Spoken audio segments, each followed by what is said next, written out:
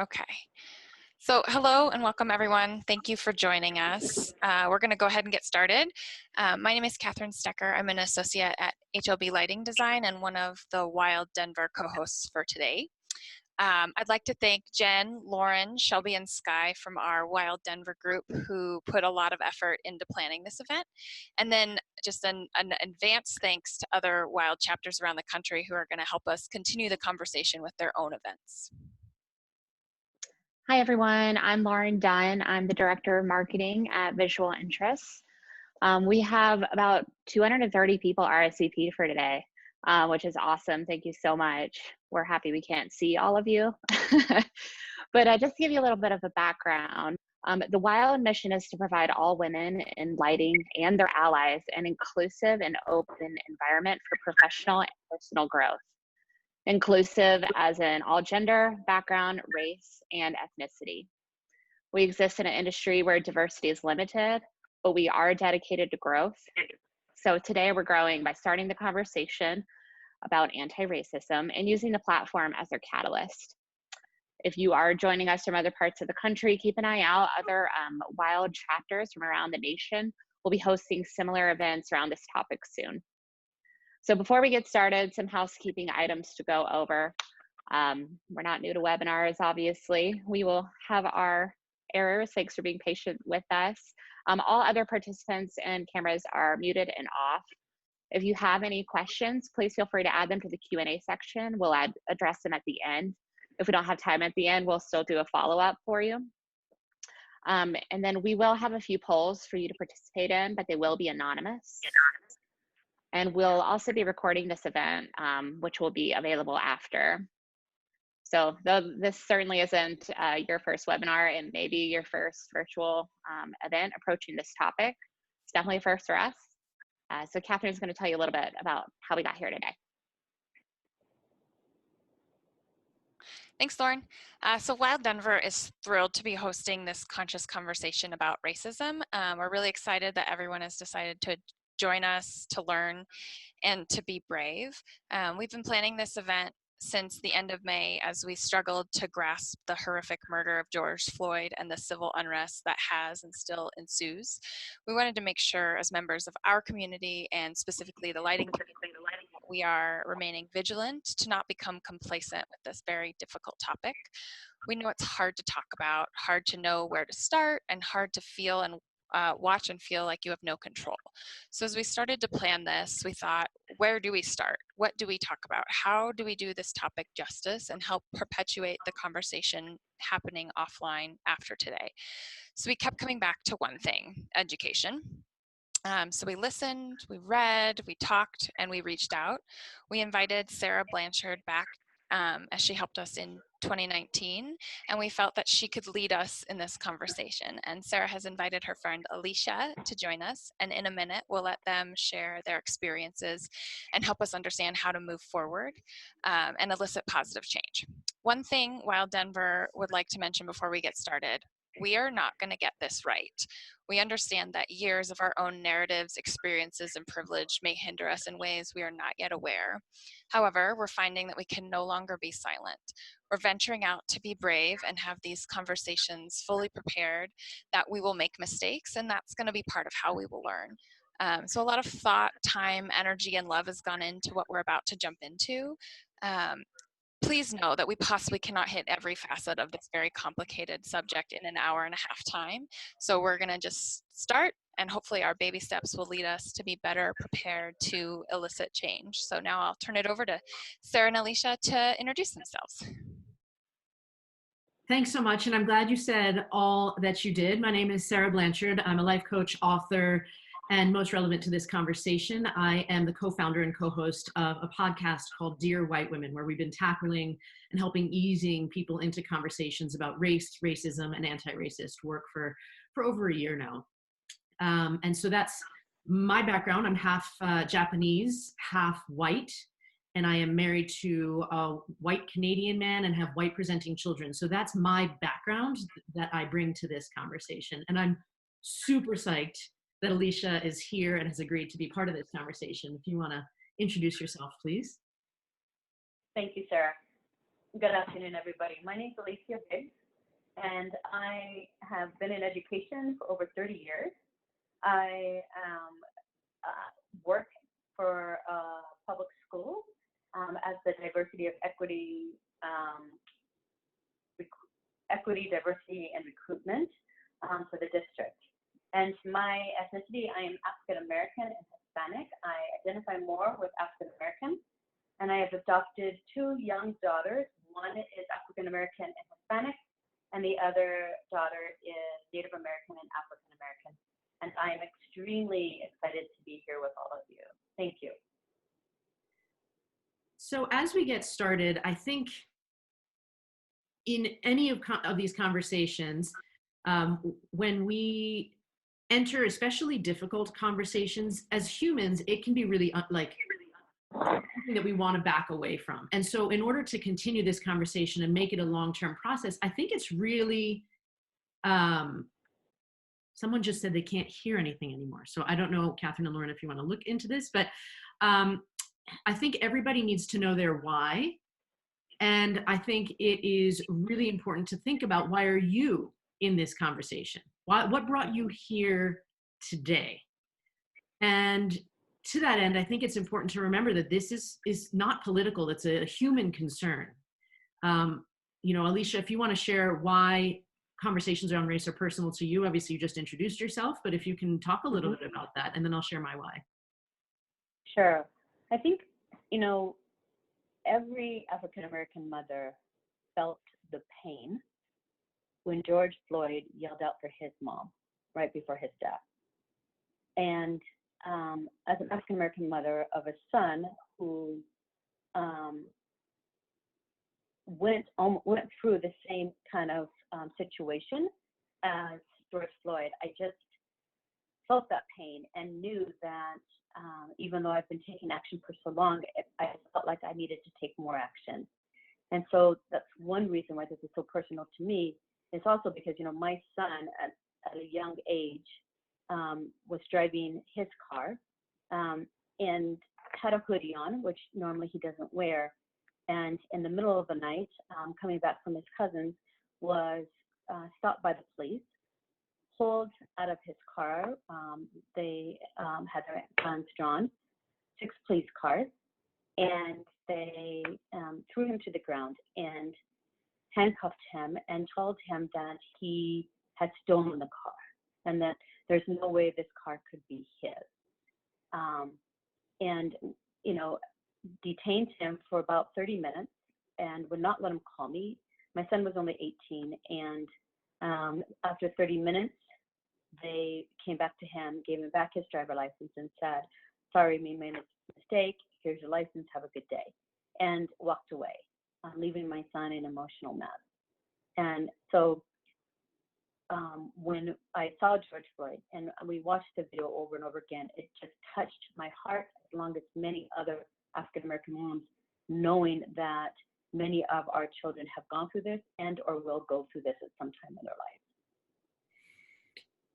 It's so real. It's so frightening. And unfortunately, it is still something that happens so much more to Black families. I just am reminded of the recent thing that just happened in Aurora. For those of you here in Denver, you probably heard that the police were looking for a stolen motorcycle, and yet they pulled over what looked to be a minivan full of a Black family and had kids in handcuffs face down on the pavement. And they were like, "Oh, actually, sorry, we got it wrong. We were actually looking for a motorcycle." So these things continue to happen, and it's really painful. I think a lot of you may understand that. For me, as a person who basically presents or can slide through life not really addressing this in my real life, the conversation for me came to a forefront because my best friend, who I host the podcast with, is also half Japanese, half white, and she's married to a Black man and has Black presenting children. So as we started talking about how her raising of her children is so wildly different than mine, the conversations she was having with her children were so personally different than the ones I had to have.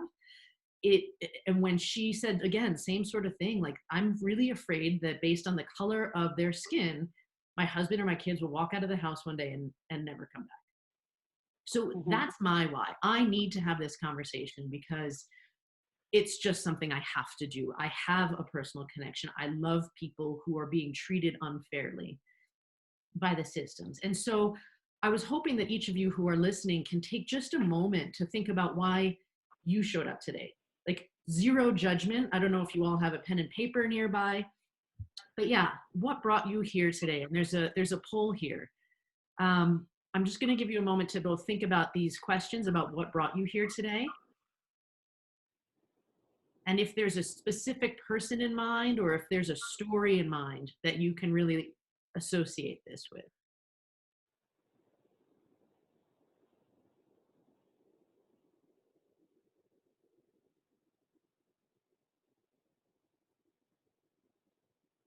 And for those of you who've looked away from the screen, there's like actually an interactive poll to keep you paying attention to this conversation. So check it out online. I'm excited to see your responses. That'll be, anonymous, but. And it is interesting always to figure out why people are here. Like, it could be because some people don't understand what the fuss is about, or because, like me, you have a personal investment in this topic, or because you don't know where to start, but you feel deeply like it's the right thing. So Lauren and Catherine, I'm curious what the results of these are. Also, some of you may be just outraged with what you saw this summer. You just said it. Number one. I just said it. Yeah, I'm outraged by the injustice I have seen. And if I could, go ahead. So Sarah, if you don't mind, and I think what I can just say is that I think even though this injustice has been happening for decades, I think what we saw, especially now that we have video, what we saw this summer really made people stop and really reflect on what's happening in our society and made it more real to people. And I think that's why we saw that number higher, was because of people actually are seeing the injustice that's happening in our country. It's right in our face right now. So, in a lot of ways, thank goodness for smartphones, because I think a lot of these are being captured and shared when they used to be just anecdotal evidence that people could easily blow away. The second most responded to question, or the answer for that poll, was how likely, because I want to learn how to have these conversations in my personal and professional life. So I'm really curious, if you had a person, and then this will be a next poll question, say something racist, how likely are you to speak up right now? Because talk about like the epitome of discomfort, where you're challenging someone's comment, whether it's like a racist joke or someone really saying some horrible things. Making ourselves purposely uncomfortable is not a skill like we're used to having yet in a lot of cases.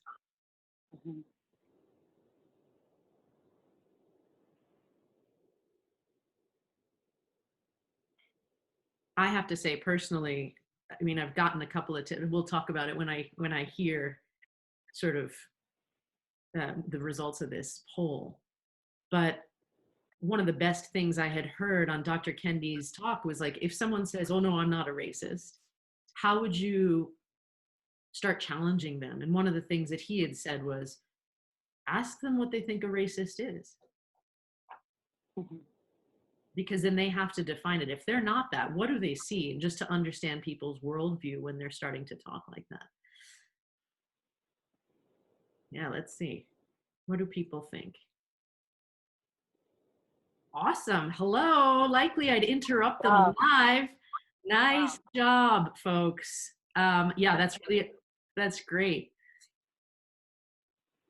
I wonder too, I think 6 months ago, how many of you would have said that?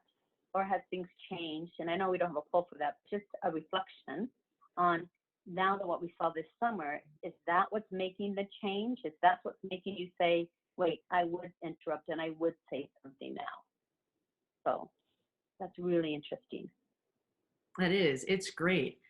I mean, we were asked this question, we had asked people who were registering if they had any questions they wanted to ask us. And we were asked this one on the anonymous forum from someone in this group. And one of the things was, One thing that is very suddenly apparent to me is the lack of BIPOC, which is Black, Indigenous, people of color, in my life.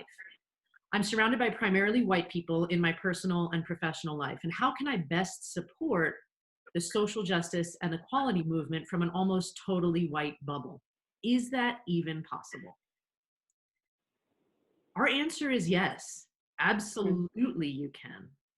You know, you don't have to be someone else to do this. You were born somebody, right? And so you have your own spheres of influence, and you can begin, just like we asked in that poll, begin by interrupting conversations that you hear, or begin educating those around you in primarily white spaces. Because if we're honest, a lot of times people slide in their biases and jokes and commentaries when BIPOC are not present. Because they kind of, most people sort of know that making off-color jokes is probably not appropriate in mixed company. So you absolutely have the power to begin making a difference, even if you do have a primarily white bubble. But in order to sort of dive into that and give you a little bit more guidance, I think we'd love to begin by walking you through specific examples of scenarios you might encounter. And just so you know, like our overview of today is going to be walking through like some specific scenarios. Then we'll talk about the importance of critical thinking and where to start. And then lastly, we'll end up with things that you can do, places you can support, like action steps that go beyond learning. So I guess since so many of you said you're likely to interrupt them live, I'm really excited. It was still 44% of you. I think it was less than half of you. So to get that number up, let's talk about some stuff. I mean, again, let's acknowledge that it's uncomfortable. So how do you push through the discomfort and just do it? How do you interrupt people to talk about racial justice? Our answer is that, I mean, in your heart, you know what is or isn't right. I mean, you may not know it in your mind to articulate it, but you certainly feel it in your heart.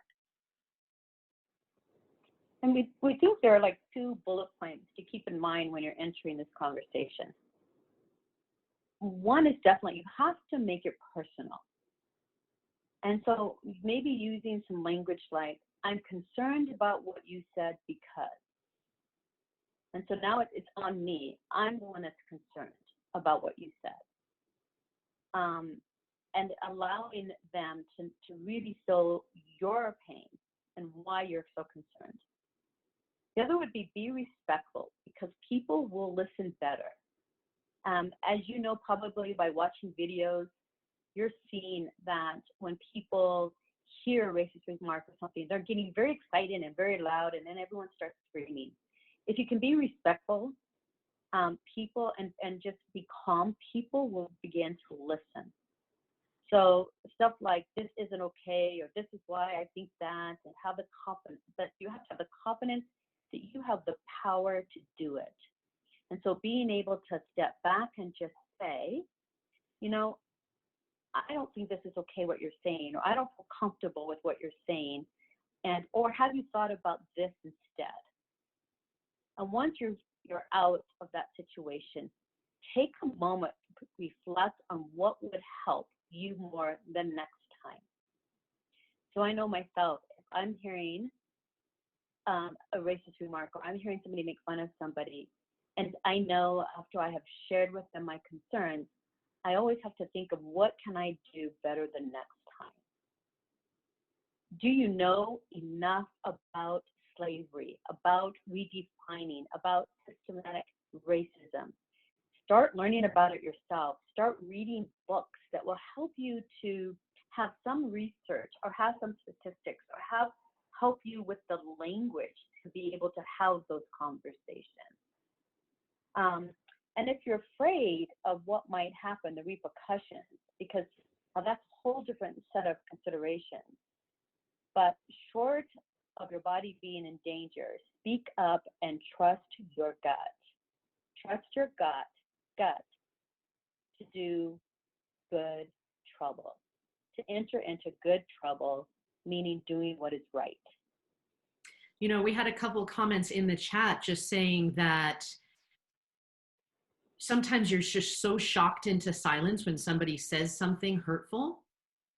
But imagine being the person who that's directed towards. And there was another comment that says, you know, when you are actually the target of that, it's so painful that you have to almost ignore it.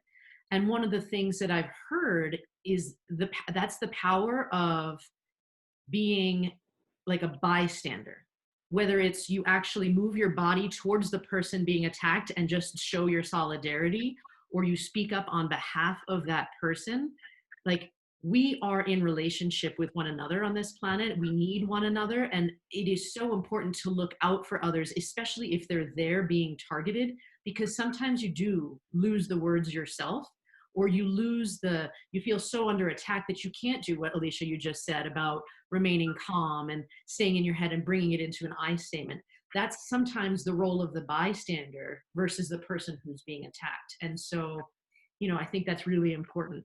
And it doesn't have to be, would you agree, Alicia? It doesn't have to be this big treatise. Like, you don't have to have a whole argument, but sometimes just that little interruption of, I don't think that's right, and then removing yourself from the situation is sometimes enough, because you may not be fast enough to have a whole explanation on the spot. And we had somebody in the chat that mentioned that they often aren't fast enough or articulate quick enough to be able to do what I said. And I think it takes practice. I know even with my own kids, we practice this at home, so that if they're in this position, what language or sentence stems, what sentences could they use? And so it just becomes part of their natural language. And so I think that's one thing that you can do to help yourself to become more articulate and being able to think faster in those type of situations, is just practice 3 or 4 sentences that's going to help you to be able to step into that situation and try to stop the conversation and or to support others. To that end, I think a couple of those little things are like those little conversations, or things like if someone says something and you think they're intentionally like making a really off-color joke, for example, take them seriously. Just say, oh, what do you mean by that? Then all of a sudden they're like, oh my gosh, I have to explain my racist joke to you. I have to explain this. And then they might reflect on themselves. And then, you can, so that's, what do you mean by that? Or I've had situations in my life where an older generation has used the old N-word, Negroes, to refer to Black people. And we'll talk about how we refer to Black people in a little bit here. But I was like, I just want you to know that that is not an appropriate term. And just out of concern, right? I am mindful that sometimes you feel like you're beating your head against a brick wall, against people who are so far gone down the hate path or who don't want to hear it.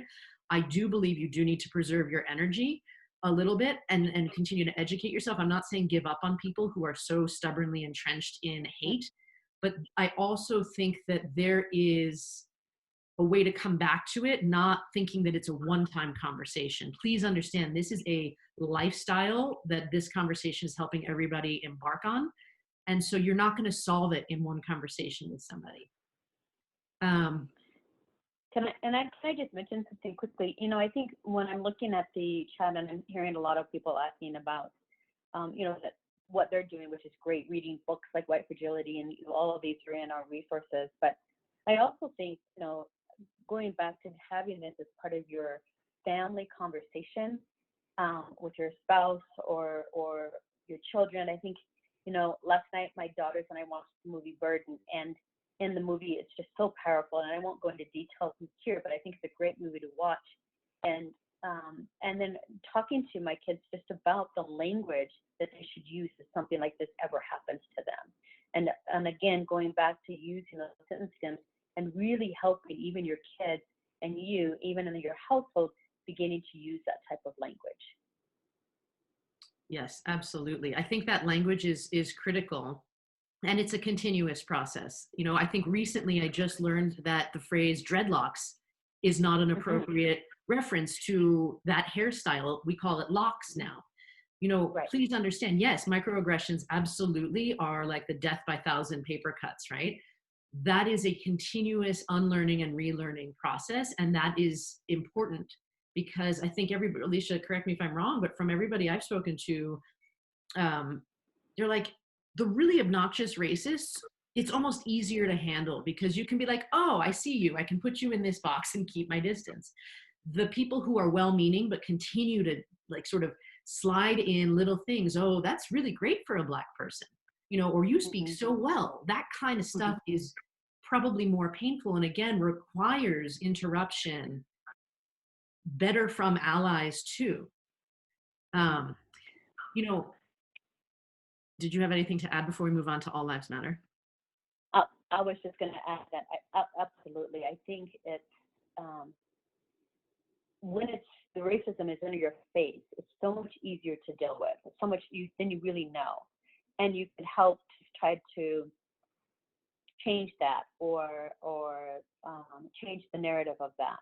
But when people are being sneaky and they just slide little pieces in and out, and like you said, I remember somebody telling me, and it was actually the president of a university that I had applied to, and I wanted to take classes than what's normally allowed so that I could finish my college degree earlier. And I had to meet with the president. And when I walked in, the president said to me, and I was speaking to him, he kept saying, you speak so well, you're so articulate. Where did you learn to speak that way? And at the time, just being 19, I thought, wow, this is great. And I raced home and said to my parents, he kept saying I was so articulate, Dad, and that I knew how to speak, and wondered where I learned how to speak this way. And my dad was livid and said, do you understand what he's saying? He's saying for a Black person, you speak well. And that's not okay. And so I think some of these things, I think even people don't understand that it's a stab, it's negative. And in return, we're thinking, oh, wow, yeah, I do. Thank you for saying I speak well. Would he have said that to anybody else that was not of color? I'm not sure. And so just keeping that in mind too, in what we say to people of color, thinking that we're saying something nice, but in reality, we're really doing more harm. I think another thing, oh my gosh, we have so much to talk about, because another thing along those lines that, especially if we're talking to women in lighting design, one of the things that I have heard, Alicia, this was on one of our other panels that we did, was that someone said, people only comment on how pretty my hair is when I have it straight, not when it's done naturally in my Black hairstyle. And so when you're commenting on fellow women's hair, right? Mm-hmm. And it's not just my hair. If you really take the time this weekend, if you're watching any television show, and I notice this all the time, when the person is at home and they're just hanging out with their family, their hair is curly, or it's the natural curl. But then even let's just say a talk show, when they get on the talk show, then the producers, people then straighten their hair, the blow dry it straight, and it's really straight. And so it just tells society that straight hair is much better than the natural curly hair. I know that with my girls, when their hair is straight, people say, oh, her hair is so beautiful. You should do this all the time. Oh my gosh. And they want to feel it and touch it. But when it's curly, then it's like, whoa, her hair. And so just even teaching my own children that we celebrate no matter what their hair looks like, because we love their hair. And to be able to do that, keeping away from what society keeps telling them, that straight hair is what's more appropriate, and it looks better that way. So yeah, that's interesting. Someone said Michelle Obama always wore her hair straight while living in the White House, and now it's curly. A thing But to now note. it's curly. And why do you, and that makes my point. Thank you for sharing that. Absolutely. Anytime you see Michelle now, her hair is natural, right? But because of her position, and I'm sure her team kept telling her, you have to wear it straight for America. And that's what she did. So, but she's making a statement now. Absolutely. All right. One of the questions we were asked by your team as well is, there are times where a lot of people in your industry are on construction sites or out there just in the real world. And they said, what do you say if someone says, forget Black Lives Matter, all lives matter? And, I hear that often, Sarah. I do hear that often. And I think what I say is, sure. So how can all lives matter if Black lives don't matter. It's Black men and women who are being killed by police officers or being profiled and stopped. We saw a lot of that in this last couple of years, especially this summer. Then I go back again to my son being pulled out of his car at the age of 18. And what I didn't share is that when he came home, and I had already been asleep, and of course, sadly, my heart really felt for him because he was full of tears and just devastated of the situation. And I have to tell you that my son is one that just from his own choice is one that wears button-down shirts and tuckers, and is very conservative in how he dresses. But this one night he had a hoodie on, and it was late at night. He was coming back from his cousins from watching TV. And when he came into my room, crying, seriously bawling, and telling me this story, and even though my heart, I just wanted to wrap my hands around him, I had to first say, son, welcome to being a Black male in our society. This is what your life is going to be about. And you did the right thing because I taught you that at the age of 5, 6, 8, 10, 12, 16 on how to handle yourself if you ever get pulled over or stopped by the police. That's why you're home now telling me this story and you're alive. You did the right thing. This is your life. And you're going to have to continue to deal with this from now on. And then, of course, I wrap my arms around him. But this is why Black Lives Matters, because this is what's happening to our males. This is what's happening to our Black men. And so when somebody tells me, when I say Black Lives Matter, well, all lives matter, absolutely. But we can't have all lives matter until Black lives matter. Sarah? I mean, hearing that as a mom, all I was thinking about as you said that was how it would feel to have that conversation with my children, and how I don't have to have that conversation with my children. And so in the same way. And so it's important to remember that. I think the other part of that, you realize the difference between the conversations that happen in families of color and white presenting families. And I think it's important that we work to normalize that difference a little bit more, like sort of average that out. I think having kids realize that these conversations are different, that their friends of their same age have to have these conversations, so that if you're hanging out with them, you need to support them and not encourage them in potentially dangerous situations is really important. We didn't sort of discuss this ahead of time, but along the same line, what do you think about when people say blue lives matter? The police, not all police are bad. Do you have a quick thought on that? Well, I think, of course, blue lives matter. I absolutely agree with that. And I think that, and I honestly share with my own kids, my daughters who are young, and we've had a lot of conversation this summer, is that, anytime we are out and we see a police officer, I always make my kids stop and say hello. And so that they know that type of relationship, and they build a relationship that there are police officers out there that are wonderful. And we have pictures all over our house of them standing with police officers. But I think that it goes back to the training of our police officers. I think it goes back to making sure that the who we put out on the street are able to handle situations in an appropriate manner, and that we do a really good background check on the temperament and how our police officers can handle certain situations. And a lot more training on cultural responsiveness, all that I think needs to happen. And so I myself believe that blue lives also matter, but I also think that we just need to do a much better job on how they're trained, so that we make sure that they're handling situations in a manner that people either go to jail or go home alive. Thank you. I mean, we'll talk about that as the history of something that everybody should look into, the history of the police force, to understand why we are where we are. What about the question, or when people say, stop being so political, I don't talk politics. When, you know, when you bring up Black Lives Matter, people go, that's so political, stop it. Well, I think one is, it's, you know, like my son, it's not about politicians, right? It's about being a human being. And I think that's what we have to remember.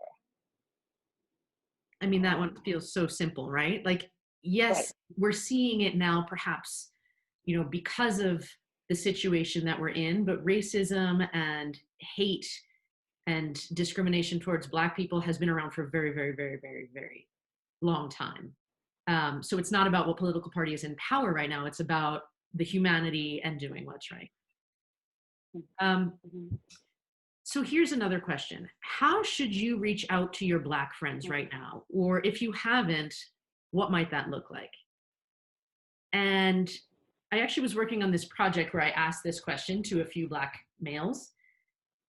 And so the overwhelming answer that I got was, well, do you have a friendship, or are you alleviating your guilt by sending a text being like, how you doing? You know, when people were being killed. As a me, I'll be honest, like in terms of reaching out to Black people with all of the stuff that's been happening, this is ridiculous. But like literally I felt myself like in my kid's orthodontist office, I saw a Black family just after George Floyd was killed. And I really wanted to like reach out to them and be like my truly heartfelt solidarity. You can't do that. Like that is so awkward. I have no relationship with this person. You can't do it. I can't reach out to my next door neighbor who's in partnership with a Black man because I don't really know her. And yet to the friends I do have and have talked about race with, I mean, I have tried to and have been like calling, connecting, talking race, seeing how they're doing. But that's an awkward dance, right? Like how has it been for you with this in the forefront? You know, my phone through text was blowing up, and I know that was my own community of people that I knew that felt like they needed to reach out. But I felt like I myself was in mourning, and it was processing what probably every Black mother might have felt, the mourning of another one of our Black males being killed, and especially in that form. And watching that video for those eight was it minutes? What felt like a lifetime. 8 minutes 36, yeah. Yeah, it was so painful. But when I received the text at the time, I mean, I felt like some of them just didn't feel authentic. And I know that people wanted to reach out, but these are some people that I really didn't know well or didn't have a great relationship. And so for me, I wanted to talk to my kids about it, and I wanted to share with them. I wanted them to see it, even though they're very young, so that they have an understanding. And I know, like, I reached out to my church members, and I reached out to organizations, African-American organizations that I belong to see how they were processing and how we could process as a community. And then reaching out to people that, especially some of my white friends that just wanted to know how I was doing. You know, I kind of, Sarah, if you remember, I brought this up, is that I remember when I was very, very young, but I remember when Martin Luther King was killed. And I remember my mother getting so many phone calls that day, that the phone rang all day. And my mom was constantly crying all day long. And at the time, I didn't know why. She had not shared with us that Dr. King had died.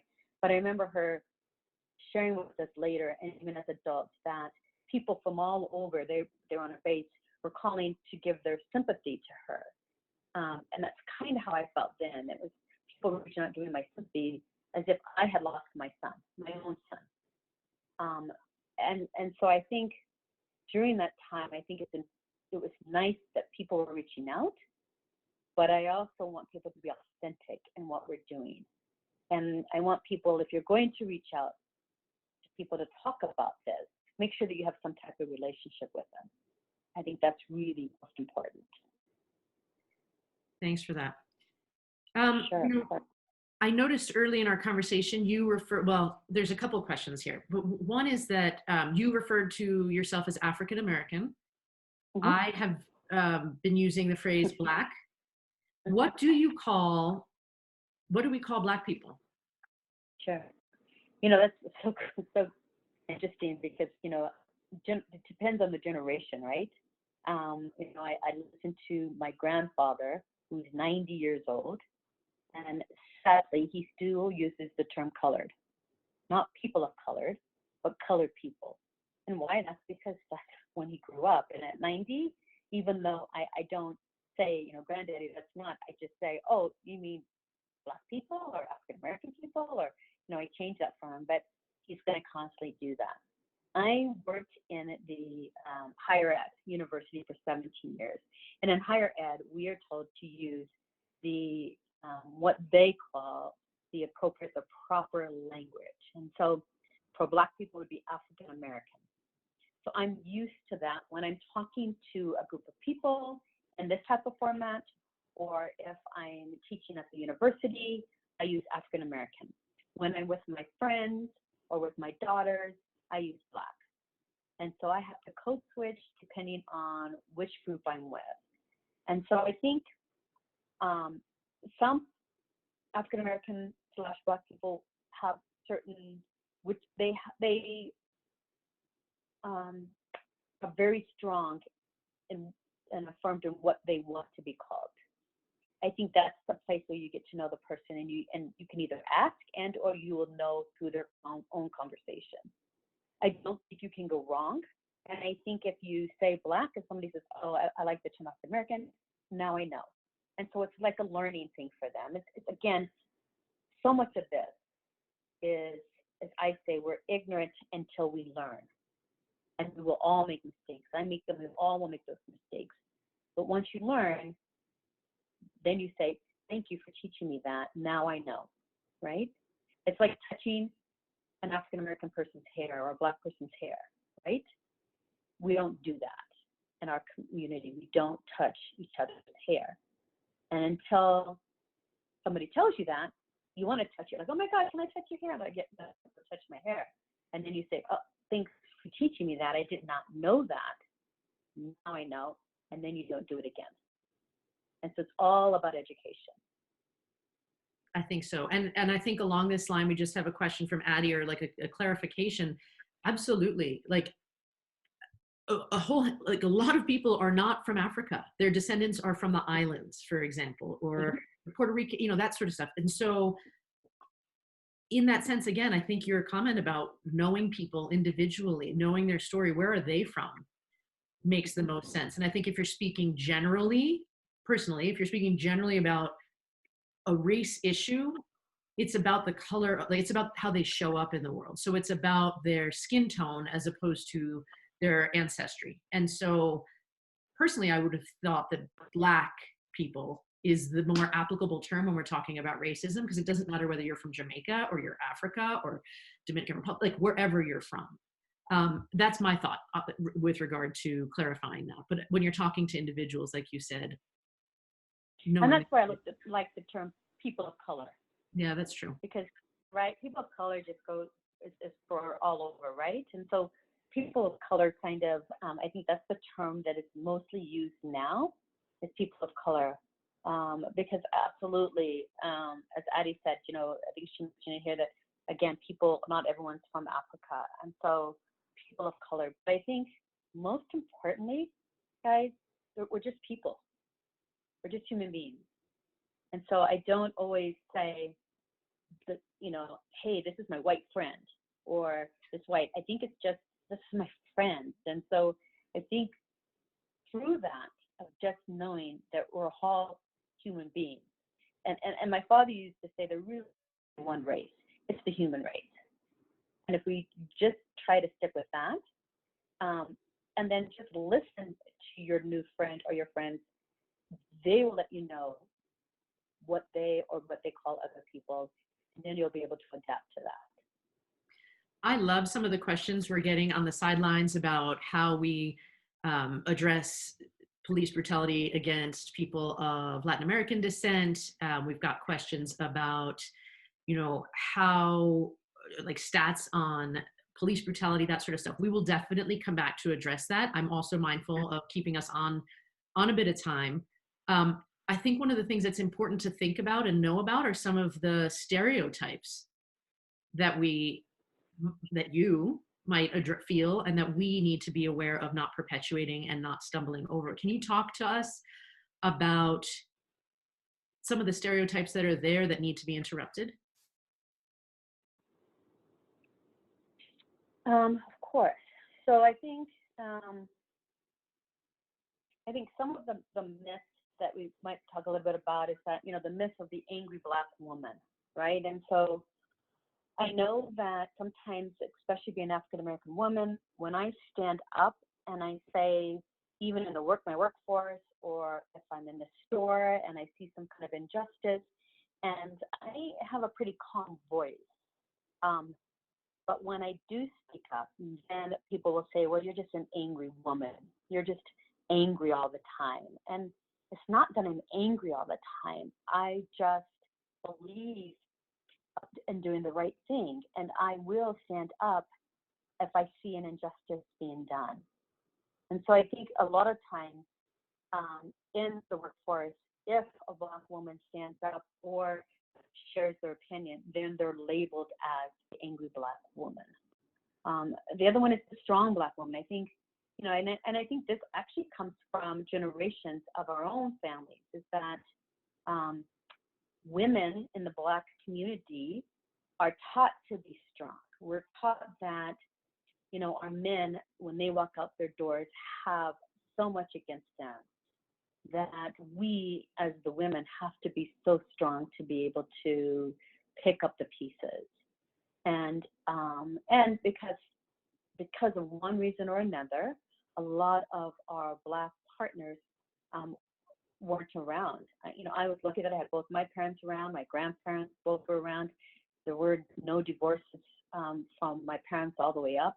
They stayed married, so we had both men and women in our lives. But a lot of our friends and cousins and neighbors, a lot of the men were incarcerated, and so they weren't around. So again, the strong Black woman. There's also the myth that any Black men that people see, they automatically think that they're a football player or a basketball player, and that they're uneducated because they're players. And this is what police are stereotype and profile as us. And so, for my son, that he had a hoodie on that day. When a Black male wears a hoodie, they're already, quickly identified as a thug. When a lot of this is a fad in hip hop, and kids are mirroring that. That's what they mirror. And so they're getting labeled as thugs or thieves, or drug addicts, or whatever. And in reality, a lot of them, it's just the fad. It's the same with the pants hanging down and sagging. And it's not one of my favorites, but I also know that that's what's being mirrored on TV. And kids want to mirror that. It's no different than girls dyeing their hair different colors because that's what they're seeing on TV. And so going, again, back to my son, I often wonder if he did not have that hoodie on that day, if he would have been pulled over by the police.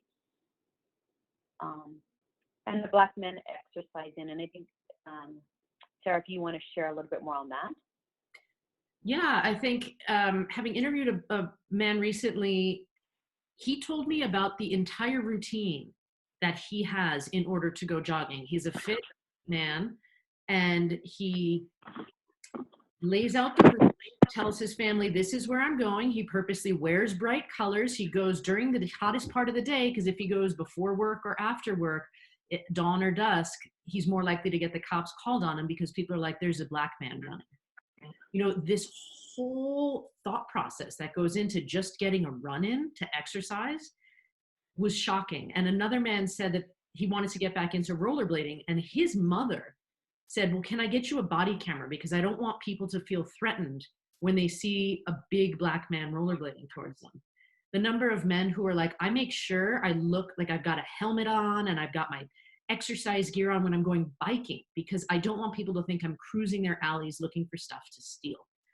You know, hearing these stories really made me realize that just getting out the door and existing as a black person, especially as a black man, is living in predominantly white areas too. They're thinking like 10 steps ahead just to do stuff that, for example, my husband as a white man wouldn't even think twice if he put whatever on and walk out the door and go jogging, right? So when I feel as a woman any threat, when I see anybody running towards me, I really want to check myself to see if that's my gut feel. Like, are they really a threat, or am I being triggered by some stereotype that I have in my head about what a person should look like in my neighborhood? You know? And I want to just add one more stereotype. I think, you know, again, growing up young, you know, we lived on the Air Force Base, and my father being an officer, we were one of the only families of color on the base. And the stereotype of black families being dirty. My mom was so concerned that she did not want that stereotype to be true. And so we remember as young kids, and there were 5 of us, we're all 11 months apart. And so my mom would get us dressed in the morning, and she made most of our clothes, and she would send us out to play. And, you know, we played with all the kids in the neighborhood. We would come in, and she would throw us all in the bathtub, clean us, and then put new clothes on us. We would go out to play.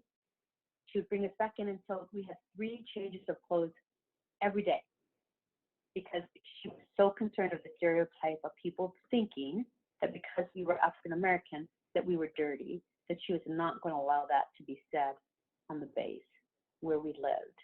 And so I think sometimes you wonder with a lot of African American families why dress and fashion is so important, and the way that we look.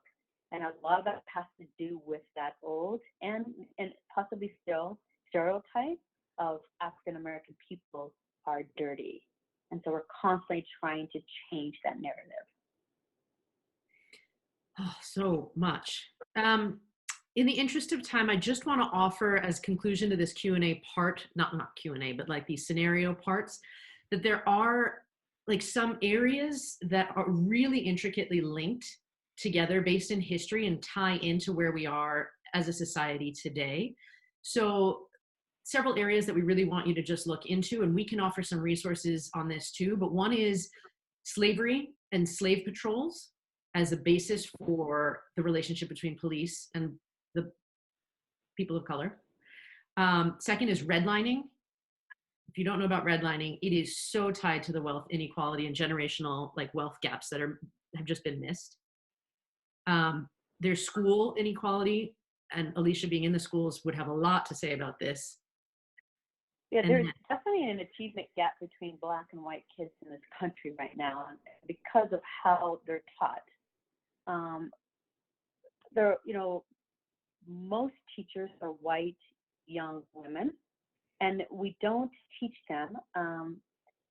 Our teaching preparation programs at the universities do not take the time to teach teachers how to teach different kids, especially our Black kids. Our Black kids learn differently, and it's not being taught in school. And so they take their story that they bring into the building, which they may be a little louder. Many times they don't walk in a straight line. They have to move around a little bit more. I noticed that with my own child, that she's constantly bopping around. And they take that and then they label them as disruptive and defiant. And my experience of being in a middle school here in town has been, then when I walk down the hallway, all the kids that have been kicked out of school are kids of color, most of our African American kids. And then they're sent home, and then that's why the suspension rate for African American kids, especially our males, is so much higher than their peers. And that's something that I know our district is looking at, but they need to start taking action. We need to start taking action. The thing is, and I never knew this until one of my colleagues did her PhD on this, which is that when our young men begin to turn in 5th, 6th, 7th grade, they start to look like young Black men instead of kids. When they're kids, they're adorable. I remember everyone telling me how cute my son was when he was little. But then when he got into about the 5th and 6th grade, some teachers that aren't used to being around kids of color, boys or men of color at this point, they're afraid of them. And they don't know how to handle them. And then that's why they also are kicked out of class, and or the teachers don't want them in their class anymore. And after so many suspensions, kids then begin to drop out of school. And we need to keep in mind that schools are funded by local property taxes. And that's going back to redlining. And there's a huge systematic issue there. And we really need to look at that. The last thing is mass incarceration. Police and the war on drugs is targeting Black people. When we know that many other people also do drugs, but it's really focusing on our African American people and in our neighborhoods. And if you ever get a chance, read the book, which is called The New Jim Crow. It's an amazing book, and it goes through most of this with you, and you really will have a deeper understanding about what we're talking here. Oh, so good. So many things to learn. Yeah, absolutely. I want to transition from this one section to, because there's, I mean, like we said at the beginning, this is just the beginning of the conversation. We could talk all day, you and I, Alicia, and everyone else here has some incredible questions. So what I want to really do is go through a section on critical thinking and then some action steps, and then circle back to some of these great questions that you have already submitted to us. In order to just dive into critical thinking, I'm just curious, did anyone participate in the Black Lives Matter #blackout on Instagram? And we'll do this quiz pretty quickly, so fire up your answers here. If you don't know, we'll definitely share with you with that. Oh yeah, I'll talk about it really quickly here, just in the interest of time here. But it was a movement where they said, can everybody, Instagram is this visual social media platform, and they had people just literally do a black square. And they said it was in honor of Black Lives Matter. And so a lot of people used the Black Lives Matter hashtag. Okay, no, yes, pretty even split here. So I did, and then it took it down. Yeah, I mean, that's interesting, right? Because I think what people learned was, as soon as they blacked it out and they used the Black Lives Matter hashtag, if you search for the Black Lives Matter hashtag, everything was blacked out. There was no information, communication, activism going on. And so it was almost this unintentional consequence of people trying to do something helpful. So then fast forward to this latest one. I don't know if people have seen this like challenge accepted hashtag where people are posting black and white women are posting black and white photos of themselves. And I just wondered, like just musing out loud here, did we learn anything from that past experience of the Black Lives Matter hashtag being blocked out, with everybody jumping on, not everybody, obviously, sorry, I'll be more specific with my words, but so many people jumping on this bandwagon and be like, I don't know what this is for, but it's a great opportunity for me to post a photo of myself and hashtag myself. As this challenge accepted trend continued to spread, confusion spread over the origins or purpose of the challenge. And over this last week, it's gained popularity at the same time that this like popular Turkish social media activism trend was going on to support the Istanbul Convention, which is a treaty by the Council of Europe that fights for an end to violence against women. But did we know that when we did that? Like, did women know when we participated in that hashtag that that was the reason? Or it could have been, maybe not, right? I think the important thing about critical thinking is that we need to practice those skills, because it's not often a skill in our K through 12 education that is taught to us anymore. Often maybe, if you went to college, you get that sort of skill set. But as human beings, there's this book called Talking to Strangers. I love this book. And it talks about how we default to truth. as human beings. We want to be able to believe in somebody and believe in their mission, but the reality is we need to actually slow down and probably think about tuning up our skepticism nowadays, because there's talk of fake news, internet hacking. You know, so much of the conversation and population is really focused on, no, I believe that masks don't work, as opposed to relying on science. So it's great to slow down and ask things like, what are we gaining? What are we losing? What could be happening as an alternative explanation for what we're being asked to participate now? And so just to define critical thinking really briefly, Colin Seal, I'm like a book person right now. Thinking Like a Lawyer is this pretty thin book, but it talks about critical thinking curriculum for children. And what he says is critical thinking has 4 components. One is the set of skills and dispositions we need. To 2, learn what we need to learn. 3, to solve problems across disciplines. So like the Black Lives Matter versus the challenge accepted, right? Similar but different. And 4, that are grounded in the spirit of doing right instead of simply being right.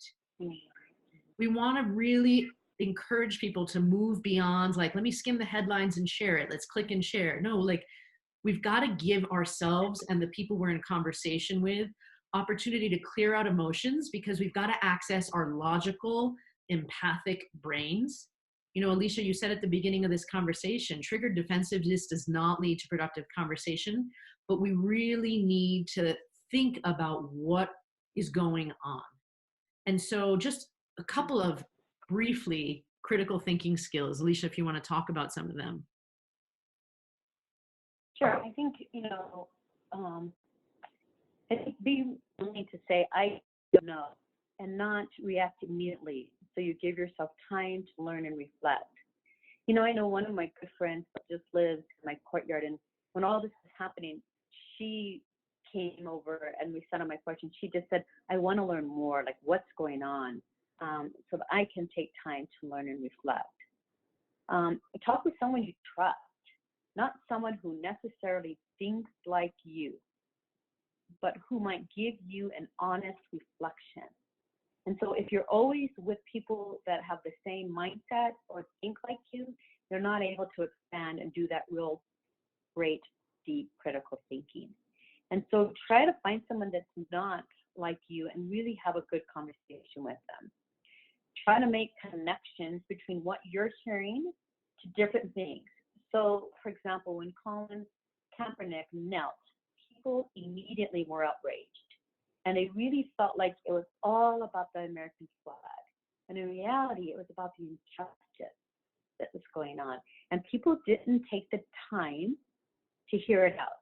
The reaction was huge, and not really knowing what the reason was behind it.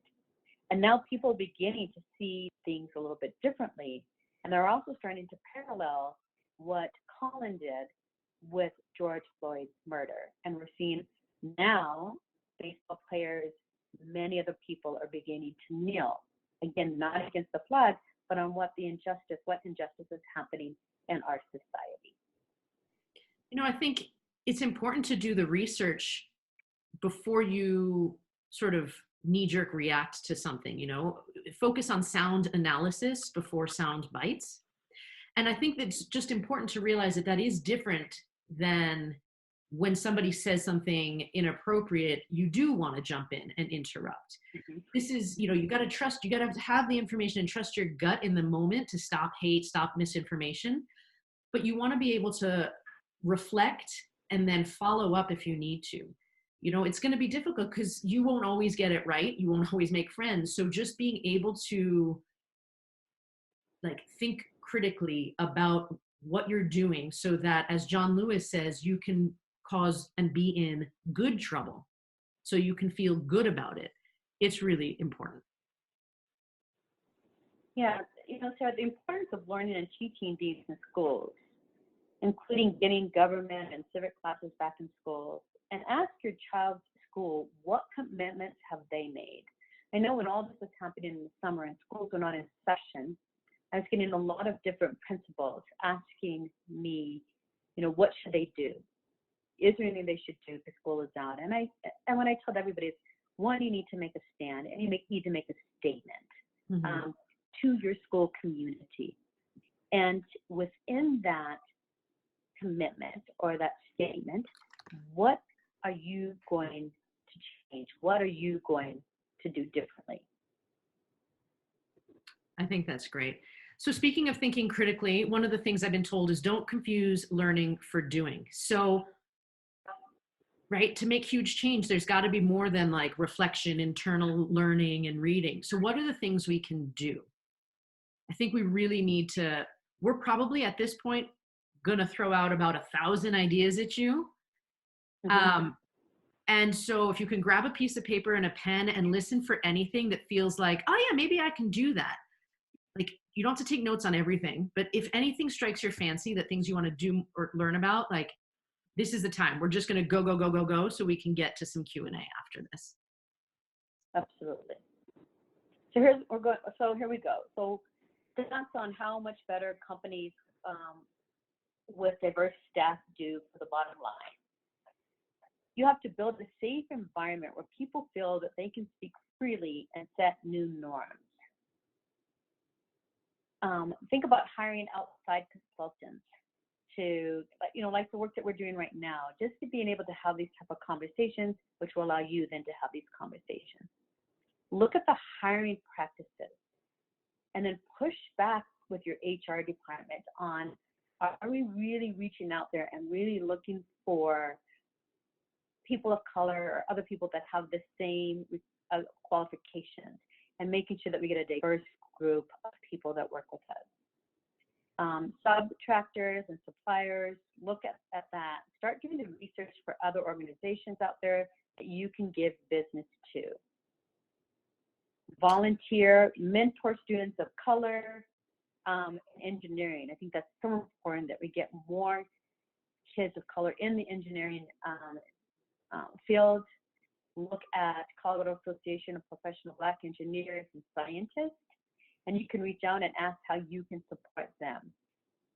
Attend career days at schools, and particularly in those underprivileged schools where kids maybe are told they're not going to go to college, and or they don't think that they're able to, giving them ideas of what they can do. Support schools in getting more books with people of color as the characters, and most importantly, that the books are written by people of color. And then use, if you have the opportunity and are able to do it, use your money. Donate to organizations that support educational equity.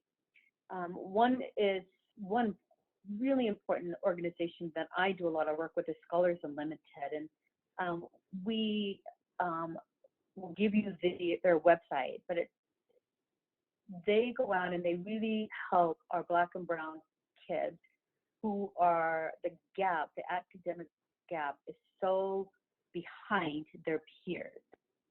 And they support them and do summer programming with them with literacy. And it's an amazing organization. And right now they have a donation format going on right now where they're taking donations to try to get enough money so they can continue the work this year. And so again, it's called Scholars Unlimited, and you can always reach out to me. My information will be in this online so that you can reach out, and if you want to help in any of these organizations. Blackout days, no spending on these days. I don't know if you know, but the 7th of each month is where we're saying we will only spend money at Black-owned businesses. And there is a list of businesses that we will make sure that you have that link to. Low-income apartments. I spend a lot of time, especially here in Stapleton. There are 2 low-income apartments. Central Park now. It's called Central Park, I guess now, right? Oh, I'm sorry. You're absolutely right. Thank you. It's Central Park, not Stapleton anymore. It's called Central Park. They changed their name finally. But 80% of the families that live in these low-income apartments are Black African-American families. And so I bring, books, academic things. I brought tons of masks to them this summer, helping families who are struggling. The apartments are Moline and Northfield. And it's just really getting in there and supporting families and helping their kids and their education, and making sure they have the materials of what they need. And so again, you can call me, you can contact me if you want to help in any of these organizations in any way that you feel works best for you. I love the ones that you suggested, both for educational equity, because especially with COVID happening right now, that gap is going to widen.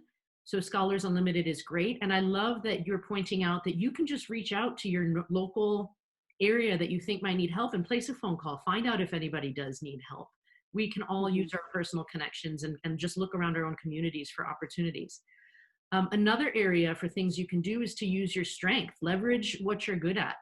I mean, if you can all just think for a moment, where do you spend your time? Who are the people that you care about? If you have children, like maybe the kids stuff is really important to you. Someone mentioned social media. If you are really active in social media, like if you have a strength there, just write down a few of your strengths or the things that you do, even if it's I can have conversations really well, or I love dinner parties. Take a moment while I'm talking to write this down, because if you are on social media, you can interrupt really negative patterns on social media. We had an example of a local white male videographer say, I want to offer my services, my skills are in videography. I want to offer that to highlight voices of people of color. And now there's a Voices from Next Door project. Sky, who is part of your group, she is in the wrestling community, and they created events dedicated to highlighting Black talent, and also is involved in summer programs for kids to start trades. Like, you can really look around at where you are right now and think about how you can use that to do something different. Another area is to go or do something outside your previous comfort zone. So for your kids, there's a Boys and Girls Club all over the place. It's free, they feed kids, there's great activities on Friday nights. You could go to a different neighborhood to play pickup sports or be in playgrounds where people don't necessarily all look like you. You absolutely can talk with your kids about race. That's huge. And read books to your kids with different characters. I already answered a question on Q&A about the conscious kid. And I mean, books are an incredible place to start. There's TV shows that I have to say, I said something to somebody about the show Blackish, and they're white. And they were like, why would I watch that? And I'm like, exactly. Watch the show. There's also a lot of movies out on TV just about the history also on African American. It's true stories, like the movie they just talked about, Burden, that I saw last night. And so, look at those, and in the movies have so much history that when you watch that with your family, it really, really will help to carry on the conversation. Or watch it with neighbors. Go have lunch in the 5 Points. I think, we do that often, and I think you just get a whole different understanding and experience. And I think definitely an enjoyment of the food and just the atmosphere. Check out the Black American History West Museum. I don't even know if you guys know there is one. And then there's also the Great African American Library. And I push that one because many of my family members are in that library on display of the things that they have done in the past. So I think it's great. I think just smile at people, just smile in general, but definitely people of color in the grocery store. A lot of times, especially depending on where you live, sometimes when I walk into a place, I'm the only person of color, and you begin to feel a little uncomfortable. And when people smile, it just helps to relax a little bit and be like, okay, yeah, I am okay here. And so just, taking that on and doing that. I know myself when, in our Black community, we nod at each other. So anytime that I see another Black family, especially living in Central Park, there aren't that many families of color, that anytime I see one, I just kind of nod in my head and they nod back. Just gives us the understanding that we acknowledge each other. And so a smile also helps. And then Sarah's going to definitely talk about the next. Vote, people, vote. We have stories of people a friend of mine in Utah said that she was talking about voting, and the lady said, no, our husband votes for our family. or people in Aurora in a line, like with voter registration going on, saying, I don't do politics. I mean, the reality is maybe 60 something percent of us are registered to vote, and maybe 50-ish, I mean, I'm ballparking these figures here, are registered, actually vote. And there's enough of a challenge coming up with COVID and the United States Postal Service earnings and restructuring going on. So if we want to make change, you know, yes, we can talk all day long about these internal things, but we have to look at the big picture structural things too. So we have to use the privilege that we have to vote. Asian and Hispanic people, according to the statistics, are less likely than white or Black voters to be registered and turn out to vote. And when they did the research, apparently a reminder from a friend can make people 2 times more likely to vote. So really, one of the things you can do that helps is to ask 10 of your friends right now if they're registered to vote, to remind them to vote, maybe even remind them to vote early. We've said the John Lewis quote several times here, but we'll say it again. We hope that you get to use some of the information you gathered today to make and stand up for change. So we hope you go and get into some good trouble. I definitely... You know, someone, go on, I'm sorry, just no, go someone ahead. just said that 100 years of women's voting this year. It's the 100th year. So let's celebrate and get out there and vote. Absolutely. So we're very curious. I really want to dive into the Q&A. I don't know if we want to do this poll first. Yep. Now that we've had this conversation, how likely are you to speak up? We had a really good turnout of interrupting them live last time. So really quickly, I'm very, very curious. And I don't want us to think this is the all, know all, get all, and just in this. I think there's this conversation continues to grow, and there's so much to it. This is the first or the beginning. And I just think, you know, when you're looking at this, we're not asking for a huge change, but it's curious to see if there's any change. Yeah, anybody? Let's see the results of that. And then, woohoo, yay! Oh, yay.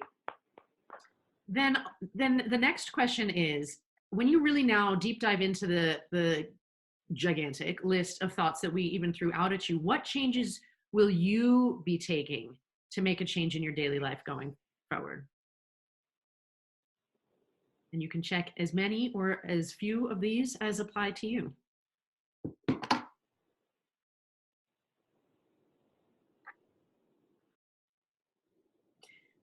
I will then, I don't know if we want to do a conclusion and then Q&A, Lauren. I'm just going to take a photo Wow. of these results. Read more, listen more. That's great. That is really fantastic. Speak up with my friends. That's great. Love it. I think it sounds like we're going to share more resources and stuff after. If we can dive into questions, Alicia, because there were some excellent ones. You know, one of the things that turned into a conversation thread in the chat was, what about the Hispanic perspective? What about people who are still being discriminated against outside of the Black population right now? You know, how do we address concerns that, yes, there are Hispanic people being thrown to the ground by police sometimes still, but yet it feels like it might be taking away from the impact and this current focus on Black Lives Matter. How do we navigate that? You know, I think that if we can really get Black Lives Matter, where people really understand and are fighting for this, then I think other people of color life will be included in this. And so I think we just, you know, everyone says all life matters, and yes, that is so true, but we need to really focus right now on Black Lives Matters, because our Black people are the ones that are getting killed the most right now.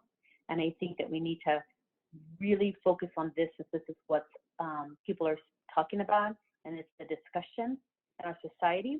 So let's focus on Black Lives Matters, and then as that continues, we will see that other people of color, Hispanic and Asians and other ethnicities will also, whose lives do matter, but will be part of this journey of Black Lives Matter. That's great.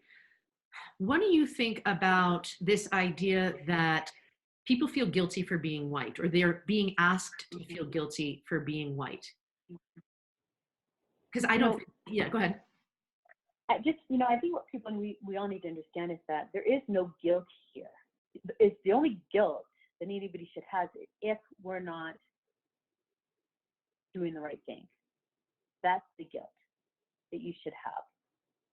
We all need to embrace who we are, the color of our skin, our ethnicity, our culture, our traditions, our values that our parents have instilled in us. And as long as we're doing right by our peers, our community, the people that live near us or around us, and in our country, then there should be no guilt. There's a lot of history, and I think it's time to start teaching that history and making sure that people are really respecting each other's differences. Somebody in here mentioned that their friends or somebody said, I don't see color. And I think that's one of the worst things that you can say, because we want you to see color. We want you to see differences. And in that, we want you to embrace it. I want you to know the color. I want you to know that I'm an African-American woman. I want you to know that my kids are mixed kids and what ethnicity they are. But I also want you to respect our differences and our similarities also at the same time. What do you say?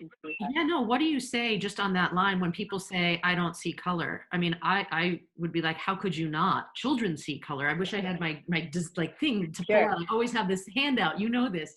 Right. Kids see color. We do see color. There's no way to not see that. But how would you think we should respond? Just kind of like what I said, I just say, when someone says to me, I don't see color, I just go back and say, I want you to see color. I don't understand. Or they say, like they say, well, kids don't see color.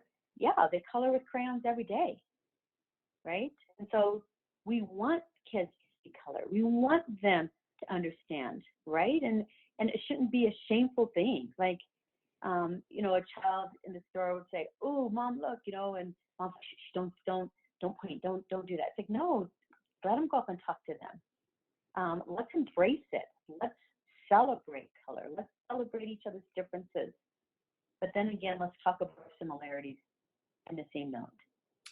I love that, because I still remember when my daughter was really little and we were in Home Depot, and there was like potentially the world's most wrinkly human being that came up to the counter, and she was just like, Mommy, why does she have so many wrinkles? But it was that same thing. I really felt like that was an opportunity where I could have either shamed her into silence or just been like, oh, look, you notice people's difference. And I was like, when skin changes, people have different skin textures. And sometimes when you get older, you get more wrinkles. And like the lady looked at me and sort of smiled, and like, it was sort of acknowledging that there is another person that my child is talking about. The same, I think, can be applied for people in wheelchairs, or like any difference, I think, is important to lean into if you're doing it, because we have the power to introduce or remove shame from any of those conversations. And to add to what you were saying, what do you think of this idea of like, we're not aiming for not racist. We're aiming for understanding that there is racism and anti-racism. And if those are the two choices, it's not that you're like, I'm not, then it removes that opportunity for defensiveness. You're either for this work that addresses these issues head on, or you're going to fall in the other camp. And then does that remove a bit of shame around that? Yeah, I think, absolutely. And I think, we need to really focus on the anti-racism more than the racism. It's like, let's be more let's get into the habit of not being racist. And I know we need to get ready to wrap up, and I know that we want to close this. I think we have just a little bit time left, but somebody mentioned the pushback on HR, and I think with HR, if I can answer that question really quick for them, is that HR needs to hear a voice. And I know it's hard hiring people sometimes, but we really need to look at diversifying our pool of people that we're interviewing. And the only way to do that is to really get kids that are in high school to really, get into the engineering or into the field that you have, so that we have a pool of people to pick from. And then really also, hire within. And so you have somebody of color begin to support them and prepare them to take the next step into being in leadership. And so that you have a more diverse group of people where you work. I love that. Even, I know we're ending here, Catherine, but just this one point of like, see if we can eliminate referral bonuses, because who do we tend to refer? People who look like us or are like us. Friends. So it's just, again, a little structural shift there. Please reach out to us. There are so many more questions. And I know, love I'm going to keep talking. For the next 2 hours to talk. But there is a time on this. And so as you can see, our information is on here. You can reach out at any time to Sara or myself with any questions, and we are happy to take the time to answer those questions and to give you the support that you need. Thank you both so much. I think we got a ton of information. Just so everyone knows, as a reminder, we are sending out a recording of this. We're sending out an extensive list of resources, including action. We are kind of pushing the Scholars Unlimited on this particular talk, but please think about what you're good at and ways that you can help. You know, we talked about a lot of things, but just remember that in the end, it's what we as humans can do to make the lives of other humans better, regardless of what position you have on this. So that's our overarching goal today. Thank you so much to Sara and Alicia. Thank you to our sponsors. And thank you to the WILD community for spreading the word, showing up, and dedicating to future topics, events on this conversation. So, and kudos to you and the whole committee for thinking that this is a topic that you wanted to begin addressing head on. So that takes courage and strength, and I'm really glad that you did that. It's amazing. It's really amazing. So yes, kudos to all of you. Thank you. All right. Thank you, everyone. Take care.